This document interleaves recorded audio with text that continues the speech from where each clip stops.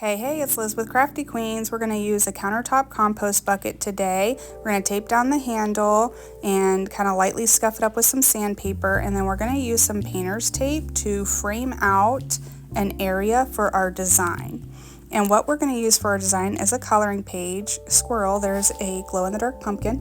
We're going to use a coloring page. I'll rip off the pieces I don't need so that they're out of the way. And we're going to use some carbon paper. So we just framed it out, stuck our carbon paper down, stuck our coloring page on top of that down with some painter's tape. And then I used this dotting tool from Dollar Tree so that I could go around and trace the parts of the page that I wanted, which is the stone, the little skeleton, and the coffee mug.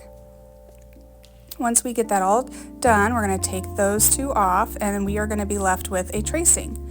Now I wanted mine raised, so I used a mini hot glue tool and just went around all of the lines.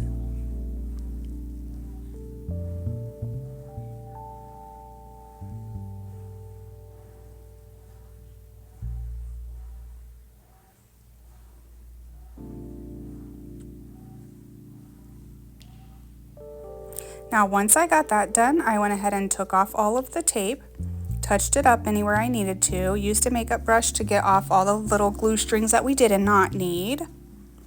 And then I got out some black chalk paint, and I only did one layer, but you could do as many as you need. I didn't mind if some of the silver showed through. And I used a foam brush, and I gave that a good dry. And then I took some silver rub and buff, and I gently pressed it onto the raised parts, except in this stone. There I kind of pressed it down in the non-raised part as well. And I think it kind of looks like a concrete stone.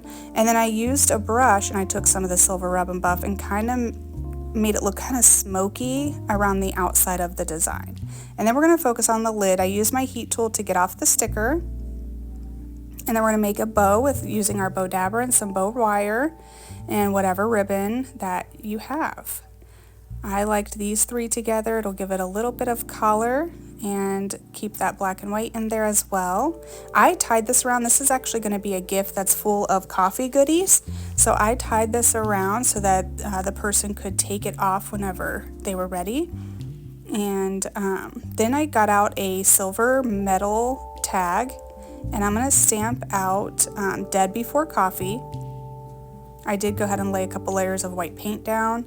Now I smeared my stamps, so make sure you dry your stamps before you move on, but I was able to kind of touch it up with some paint, and it's distressed looking anyway, so it sort of helped us. I did take a distress oxide pad and go through that as well. This is how it turned out, you guys. I think it's adorable. I can't wait to stuff it with coffee goodies and give it to my girlfriend. I hope she loves it. And I hope you enjoyed this video. Please feel free to follow and sprinkle the love. Thank you. Bye.